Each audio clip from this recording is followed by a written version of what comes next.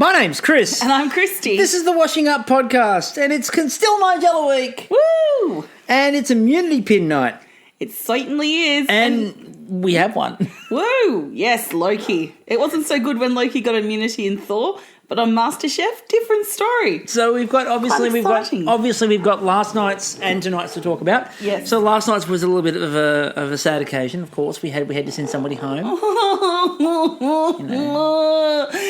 Hello, it's me. I was gonna go with never thought we'd find someone like her, but and then we did, and then sometimes it hurts, right. But sometimes it's cooks so bad apparently. Yeah. So my Adele lyrics have got out of my head. I'm just still too devo. I'm a bit pissed off last night, to be honest with you, about Adele going home. Like we've got weeks worth of Adele puns. Indeed. And they're ruined. And I don't want to overload people with them because, people's heads will explode. We can't use them all on the one show, but we can't use them anymore. It's ruined. You just have to let it go, Oh, no, that's Elsa. Yeah, that's Elsa. I'm just gone a blank with my Adele things, so it's probably good. I think I'm just blocking out the trauma, to be honest. I think you are too. Now we did say the other night after that when they said they're going into black, I think the last tweet that I put out on the Twitter was they're all in blacks tomorrow night. I fear for Adele. And you were right. She's been a little bit, only a couple of weeks in, obviously. She's been a little bit all over the place, much like our dog, who you can hear in the background. And she's been all over the place. And I was worried about how she'd cope with the pressure in a challenge. And we cut into the episode, and the first thing we saw was an Adele backstory. It's not good when you get your backstory, not before you get to the kitchen. No. Look, we're just going to tell you straight up. Every time they do one of those before the kitchen, prepare yourself. Someone's going home. All right, so... And then they did, They token gestured Jenny's, token gestured Chloe's. What I thought was really interesting too was they went, she found a letter from home from her father. What, like he stashed it in a bag randomly? Or was it the production assistant that did it? Her dad's actually Doctor Strange and just kind of went through time and space and stashed it in her. I personally thought the letter said, "Dear Adele, come home soon, we need milk." By the way, can you get Nigella's autograph for me? Yeah, I really like that Nigella. Yeah, big fan. Huge. Now, I do have to ask a question of the judges. Every night this week, you've had to say, and this challenge was especially prepared by Nigella herself, to which I've responded every single night, it's Nigella week. I'd hope so. Like, we know. Get your money's worth. Like, what's the point of having Nigella in there if you've gone, and there's recipes of Shannon Bennett? This one's been prepared by Marco Pierre White. They're leftovers before he left. Before the unpleasantness took place. And then I'm waiting for Matt Preston to go, you know what, I've had a go this week. Screw the chefs, it's my turn. Random producer just goes, you know what? What we're starting with? Pims. It's great for the big game. Again, not to push the point too far, Matt, what big game are you talking about? Well, it's the Tanqueray gin at the moment. He's really going his Tanqueray gin. Yeah. So he's changed up his drink. Obviously, the company that owns them all is going, let's rotate it a little bit. Yeah. You know what I find? It's just perfect for those special events. Like watching Masterchef. Give me a G&T anytime. I'm happy. And at times, you may need it to get through certain elements of Masterchef from time to time. Now, they had the chocolate challenge. 4 kinds of chocolate. Now we had... okay. 3, if you believe Austenite. Okay. Who, of course, as those of us who follow her through things like Bake Off will tell you, she doesn't believe that white chocolate is chocolate. Well, that's true. Okay. 3 types of chocolate and an abomination. I, however, don't mind white chocolate. I know, which is why you get all the Cadbury Dreams from the favourites. I like white chocolate. Not my favourite. Dark chocolate was and always will be. White chocolate. Are you a big fan of what's his face? Reach in the air. You know the guy. Hang on. Something or other. something else. That's a big shout out to where you get this fans out there. Am I a big fan of the Moody Blues? Not quite. No. Who's the one that the white chocolate? John. John. Yeah, this had shades of John. Every time white chocolate's mentioned, the ghost of John hovers just over the top of the gantry. So he's not dead. He just sends his spirit self. Well, no, he died inside, I think, after his episode. It's possibly the most legendary. It's possibly the. It's the ghost of John's dignity. It's possibly the most legendary dish in the history of MasterChef, I'd argue. You know, it's the most infamous failure. Epic. Every time something comes up, it's mentioned. True. So it's already been mentioned 3 times this year. So it's crazy. Still not mentioned as much as George not paying his workers, stuff, you know, or Kira using, or Shannon not paying his staff. Anyway. Yep. So we've got white chocolate. We've got milk chocolate. We have dark chocolate, and then ruby chocolate. Ruby. In chocolate form. See, I was going to sing something else there. I was going to sing, where'd you buy ruby chocolate? Well, you can. I was going to go 60s. Churro. Yeah, apparently Shortly. Sanchuro, who really active on the social media on the MasterChef hashtag. Well done, guys. Piggybacking off. Well done. So apparently one of the rarest chocolates in the world, only superseded by the non-broken crunchy in a supermarket. Rare chocolatiers, are the ones who can get to try this, or apparently Sanchuro.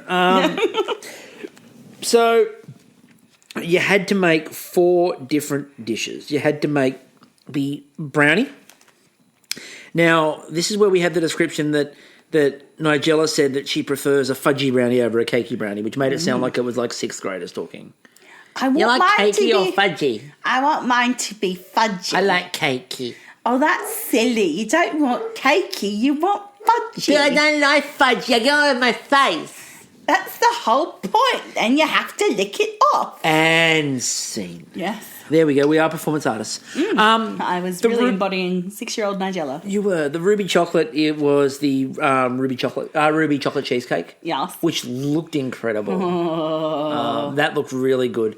The milk chocolate was the mousse. That was it was the dark brownie. chocolate. The milk chocolate was the brownie. The dark chocolate was the mousse. Yes. And the white chocolate was the cookie dough cup. Yeah, which looked really good. looks so Nigella-y. You know what makes it look better? With white chocolate in it? White chocolate? Oh, poor Adele. Sorry, Adele. Sorry. You're never going to live that down. And then Jenny with the maths looking around going, you know what, there's a 33% chance I go home today. I'm like, check out the big math brain on Jenny. So we got into the episode and Chloe had this, first of all, focus and intensity that I haven't seen on her, including when she had the challenge for immunity. Exactly. From moment one, she read every element of that recipe. And she proved that she has the strong skill set in the basics. So she had a shit cook Sunday, but when it came down to it, she's still got her strong basic skill set and she just pulled it. Now, knocked it out of the park. What did concern me, however, about Chloe was when Nigella was over there at the bench and she goes, you know what, Nigella, I'm going to make you proud. And Nigella had a look on her face like, I don't care. She's like, oh, darling, you don't mean anything to me. I'm just... Because she said to her, you know, Chloe, it's you have to make proud, not me. And then it's like, because I could not care. I get an extra 5K every time I speak to one of you. But it was really... The timings thing became important. Now, Chloe had it sorted pretty early on. Jenny looked like she had it sorted pretty early on. Yes, but then she faltered. She did. Adele was still chopping chocolate 15 minutes in. What she needed was, I don't know if your parents had it, but there was this gadget and it was like so fucking dangerous. It was like this little kind of round thing that had like a spring action loaded blades inside. Was it a snap chop? Yeah, the snap chop. She needed a snap chop. You had a slap chop? We had a slap chop. Just boom, boom, boom, boom, boom, boom, boom, boom. I don't think it really did the job well, but we had one. Yeah, probably not. They're not very good. Dad probably still has it because he has everything from ours when we were a kid. There you go. Yeah. So, country New South Wales. Yeah. You can find a slap chop.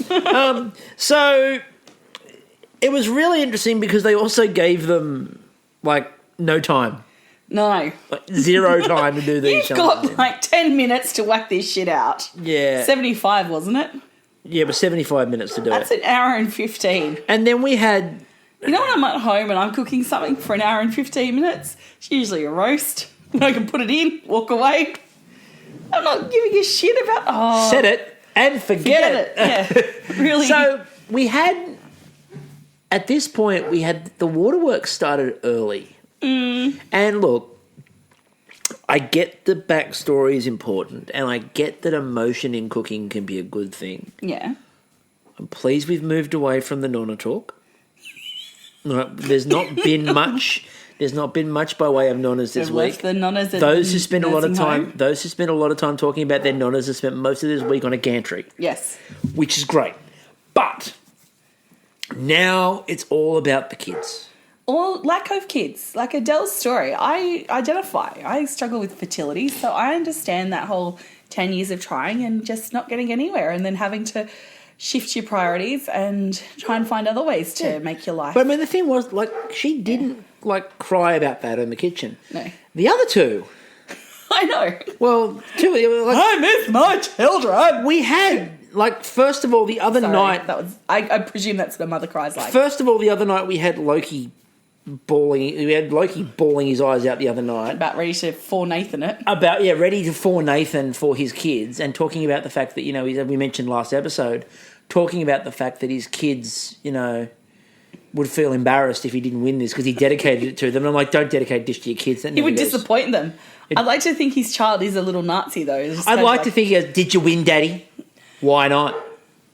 Try harder. You're dead to me. Mother, you're my favourite now. Mother, can you get us a new father?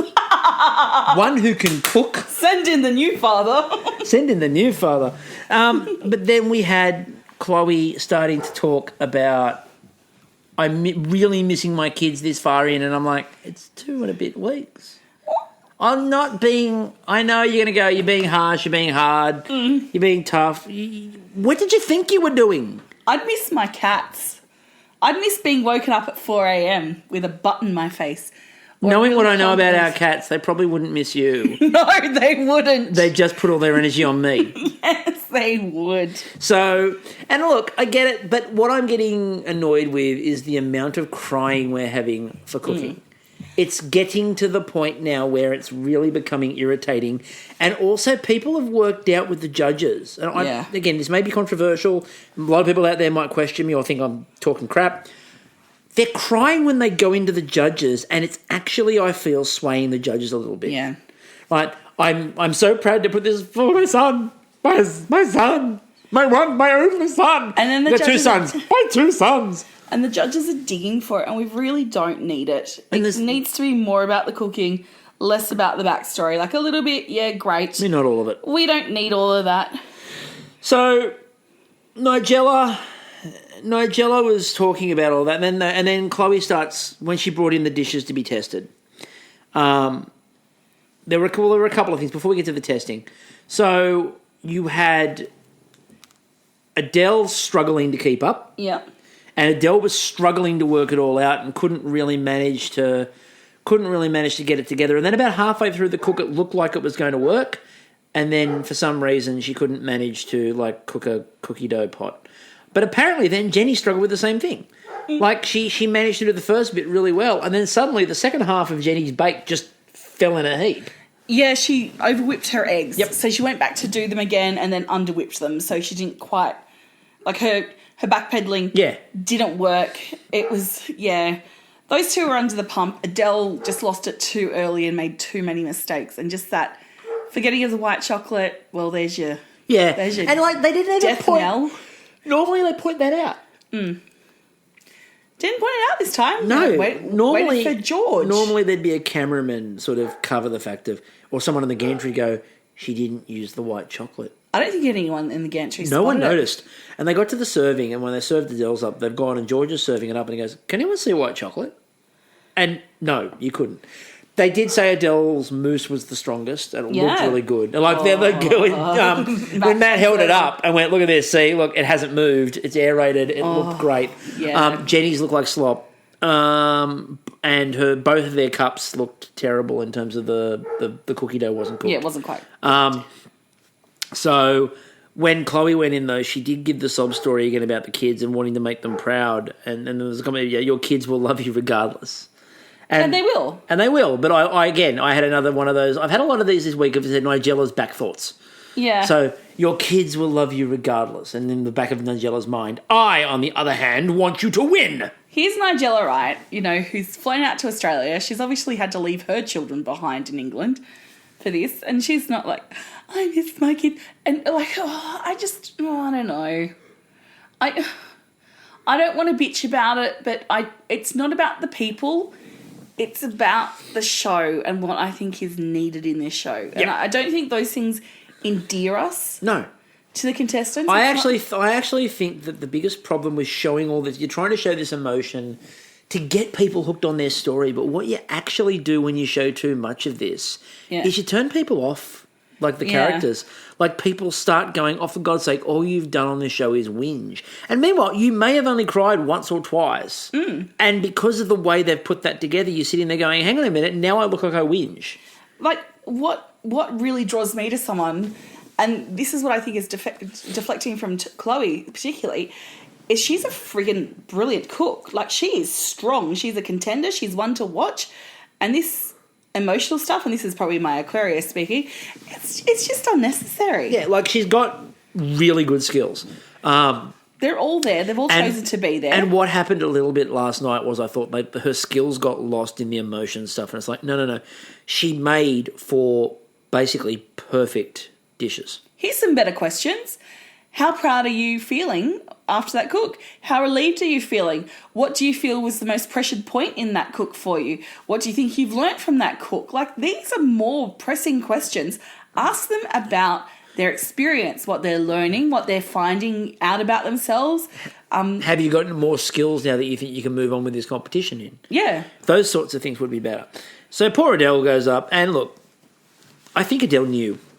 I'm pretty sure Adele knew. Yeah. And then when they got to the judging, they tried to build up the drama between Adele and Jenny, but it really wasn't close. No. Especially when they realised that Adele forgot the white chocolate in the white chocolate cup. That's missing an element completely. Yeah. She was done. So I was devastated for about 5 seconds until Adele's gone, I'm now doing a pop-up shop in Sydney. And I'm like, fuck yeah, because we could probably access Sydney. Miscellaneous City is close enough to Sydney, we can probably access it. Yeah, because most of the things last year were like, oh, we're going to do this in Adelaide. Oh, we're going to do this in Queensland. Finally, we get something. Finally, the forgotten city of Sydney gets something. This little country town. It never gets anything. No. It is neglected. There is nobody coming to Sydney ever. Nah. Never going to happen. What tourists? Never going to happen. What Olympics? What bridge? What opera house? What Centrepoint Tower? Nobody goes to Centrepoint Tower unless you work there. The last time I went there, I think, was in about the year 2002, and we had to go to the restaurant because Dad was paying, and I wanted the cold seafood platter, but no, he insisted on the hot one. Oh, lobster mornay. What a fucking waste of a lobster, eh? There's nothing like eating food while you revolve around a city. Nothing makes the stomach settle more than revolving around Sydney. No. I've been to the summit too. That was quite nice. Anyway, back at the ranch. Back at Masterchef. I'm just pondering spinning. I'm just pondering playing with the mechanism and speeding it up. Maybe we can make our own. Just sit on a lazy Susan. Rotate. And how does Susan feel about this? Anyway, so tonight... Lazy, apparently. We had to start off with the challenge to get to the immunity challenge. And we had the 4 contestants tonight. We had Ben. We had the Loki. I am the Loki. I'm just doing it. Can't wait to see what I do for the rest of them. Yeah. Then we had Hoda. She gets the He-Man. What did she get, He-Man? I don't know. It just came out. Don't Don't question the genius. I'm just channeling the muses. And Kristen. Oh, God save the Queen. Okay. Why aren't you standing? That is the best version of Camilla singing God Save the Queen I've ever heard. It's like doing it purely just as it was done on Saturday. It's exactly the same. Yep, it's like being back in the chapel. A question on that, just briefly. How do you feel being the Queen, sitting there while everyone's singing to you? I mean, I've always wondered if she sits there and sings, God save our gracious me, long live our noble me, God save me. Well, it must be working because she's living long. She is, right? But I'd feel a little worried that people thought I was incompetent or I was like in debt, like I would be kidnapped like every 5 seconds because I need help. Like praying for me to be saved. It's the Billy Connolly line about, I'm not arguing with the lyrics, I think the Queen should be saved, and if anyone's going to do it, God's the very chap. So anyway, moving on. They had to do tonight pancakes. Oh, yeah. We've often discussed your pancakes. Yeah, so I like them a little bit rubbery, but I'll eat pancakes any way you give them to me. Yeah, I love pancakes. Oh, I'm a demon. Fiend for pancakes. You're a fiend for a pancake. The only thing I'd choose above a pancake is a waffle. But if it's a good pancake, I'd probably choose the pancake. There you go. Yeah. So they all had to make a pancake, and you see them going, "What? That's it? Yeah, pancakes? Really? Really?" Now, I thought it was a great challenge. I was disappointed for Ben because all he seemed to be talking about for the first 5 minutes of the episode was crabs. All this build-up. Oh, a couple of weeks ago I was out catching crabs. Now here I am. And now I'm in the Masterchef kitchen catching crabs. No. And here I am in the Masterchef kitchen not catching crabs. But I'm like, well, crab crepe maybe? Crab pancake. Crab pancake. Little savoury pancakes with crab on top. No. Pancakes in the shape of crabs. He went with brulee because that's very crab-like. Insofar as a crab shell is hard and so is a brulee top. Unless you put orange juice on it. And you could just see his face. There was a moment of recognition. Because perfect. When they gave the feedback to him afterwards, I liked the fact that Matt Preston explained it to him like he was 3. He's like, the gantry has told me this. Probably over and over for the past 10 minutes. He poured the orange juice over the already brulee top, and there was a moment where he poured it, looked, and thought to himself, why did you do that, Ben? That was stupid, Ben. What happened? So what he now had was a former brulee pancake that he basically, it was almost like he had a pancake brulee, a pancake brulee, and he knocked the glass of orange juice next to it over. And when your food starts swimming in your drink and you're like, can I get away with this? It's like that first time when you're a kid and you actually knock your juice into your cereal and you still kind of eat a few spoons. And I can do this because I drink the juice and I eat the cereal. Yeah. What's wrong with this? And you have a mouthful and you go, it's curdled. That's what's wrong with this. This is not good. Yeah. So poor Ben had that moment. Yeah. Speaking of people that had a bad moment.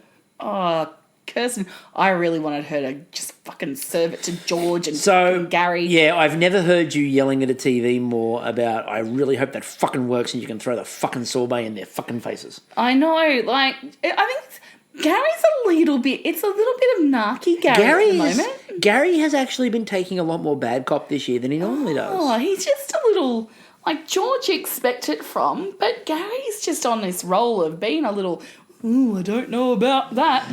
And the gelatin thing, look, I understood why she was doing it. I also understand why they questioned it, but it probably would have worked had she not forgotten it.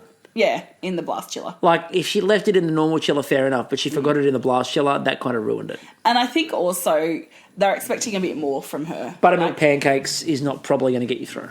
Yeah, but she'll be just a compote and a sorbet. Just, I'm saying this as if I could cook that with my eyes closed. I couldn't. I think Kirsten is fantastic. It just wasn't her night.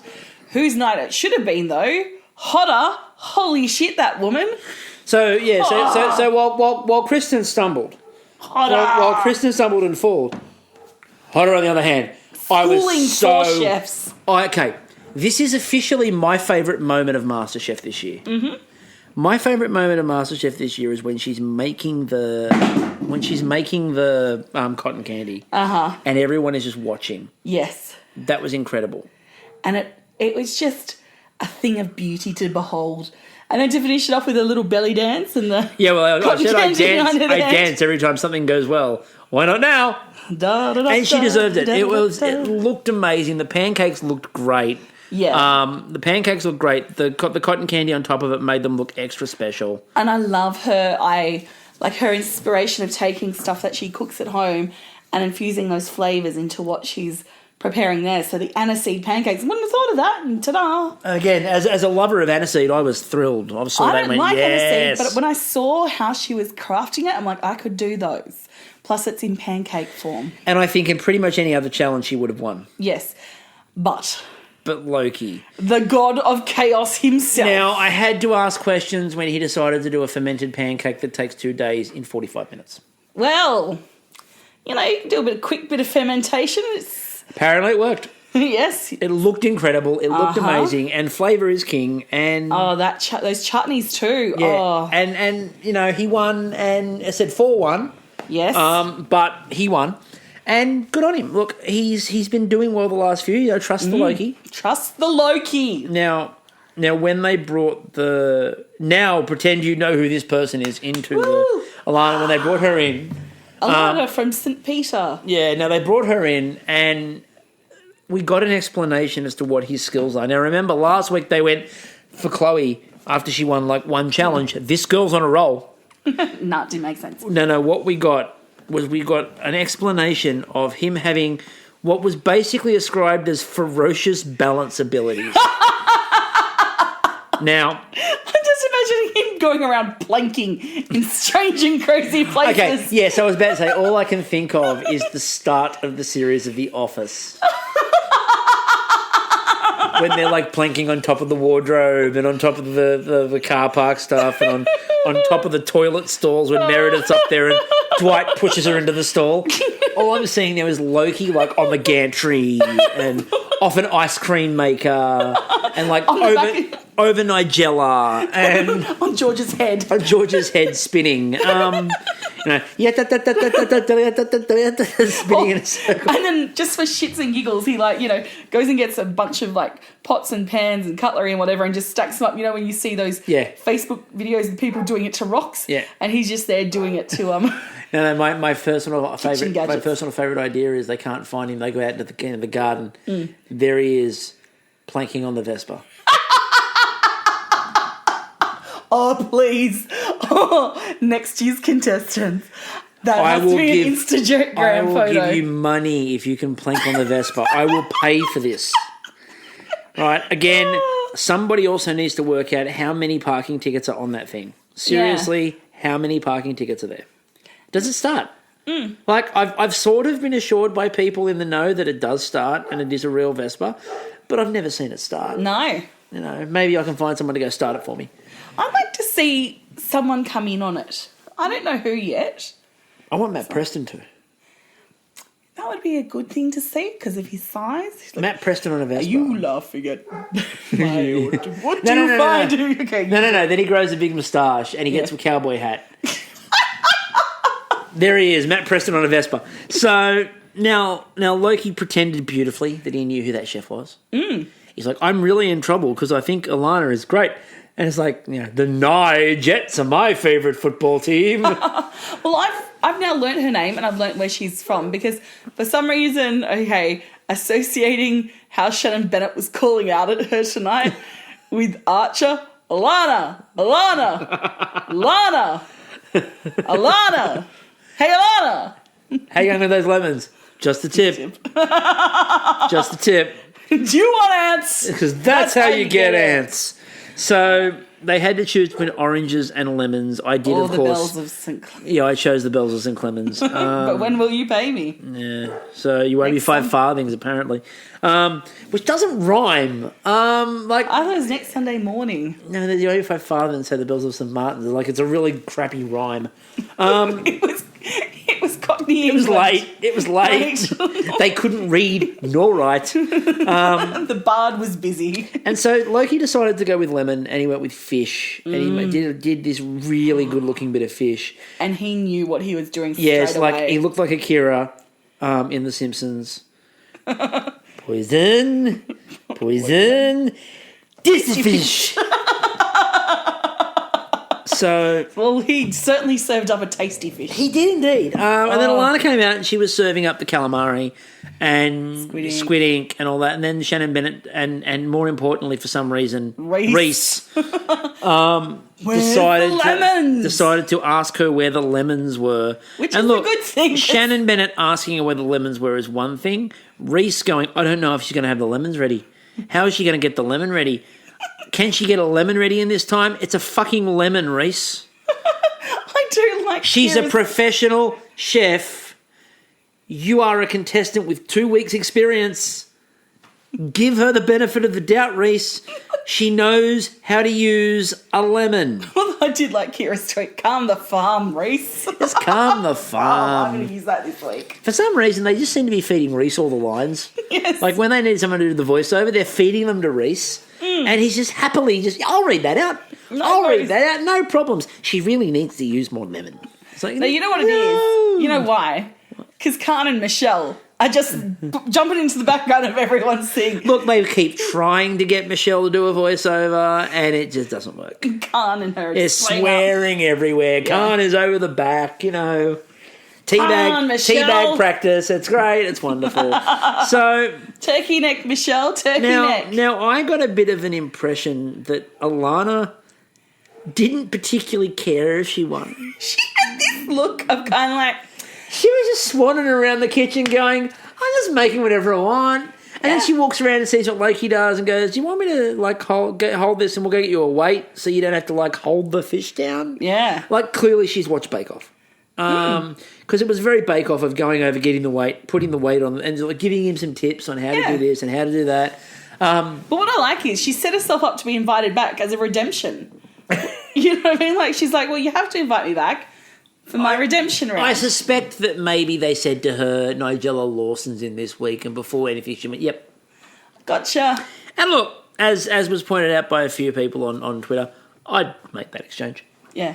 Come on and lose to a contestant and you can meet Nigella. Yeah, okay. All right. Plug my restaurant. Now get Shannon Bennett to call out to me like I'm Lana. So Kristie and interesting, will remember. let's mention Shannon Bennett, shall we? So we were talking about this a bit tonight while we were watching it, and we're trying to work out why the Shannon bits seem so good. And I've actually got a little bit of a theory about why it's so good, and it links back to, for me, Bake Off. What is one of the strengths of Bake Off? Well, you send the judges away and the hosts just go around and poke their noses in people's business, comfort them, support them. Okay, comfort and support. That, for me, is why the Shannon Bennett bits are so good. Because Shannon is not standing over the top of them being dickish. Yeah. He's giving them really good feedback, really good encouragement, really good advice. And look, when Matt and Maggie do swan in, or if you're looking at British Bake Off, Paul Hollywood and Prue Leith, if they're swanning in, it's very succinct and very to the point. Yeah. But there's a lot of positives that come in through. Yeah, they find all your positives as well. They don't just say you were crap. Yeah. And when they start telling you that things haven't worked, they don't lay in deep. They just sort of tell you straight up, this is what it is. Yeah. All good, it happens. And then occasionally... And Nigella had a bit of the other tonight as well, where things didn't work, and like with Kristen, where she goes, that didn't work. But I suspect we're being hard on you because we know you're better than good. Exactly. So, she's beating you down, but with kindness. And you're like, thank you, Nigella. Yeah. Tell me I'm shit again. I mean, there is a couple of times when Paul Hollywood will make you have an existential crisis. Yeah, but that's more when he asks you a question and walks away before you can get the answer. Yes. But Shannon's sections are always really positive. And I think that's why people sort of warm to the Shannon Bennett bit. And we kind of forgive him for not paying his staff he is, well. I think because he's not as much of a dick, he gets forgiven for not paying staff, which he really shouldn't be. No. Pay your workers. But... join your union, pay your workers. But I think he gets a little bit more forgiveness than George does because George is a bit of a dick. Yeah. So, because he's not as much of a dick as George, I think that's why he gets that pass. Yeah. But So we get towards the end of that challenge, and we get up to the judging, and I think it was good that they popped in Alana's first. Yeah, because it was and I make fun of this all the time on Twitter, but I wonder how they're going to tell whose dish is which. The one which is the squid with the squid ink, or the guy who's been making all the really awesome and amazing types of curry and Indian food, who's made a dish that's based off curry and Indian food with roti. I don't know how we'll work out whose is what. But I love how in an hour and 15 minutes he just whips up this fucking mini feast. It's a feast. You could feed like 8 people for that, and he's just feeding 4. Like, he did a really good job of it, and you could sort of see when Alana looked at it, she was like, no, it's really good. She's gone over and she's gone, I really need to add another element to my dish. Can I have 5 more minutes? I can just do something. Looks up at the gantry and goes, Hoda, you made that amazing sponge-sugared fairy cotton candy. Can I have some of that? That'd be great if I could have some of that. So the judging was pretty straightforward and simple. They judged it and were like, and then they gave her 34. And then Loki's like, how am I going to beat 34? We're going to get 35.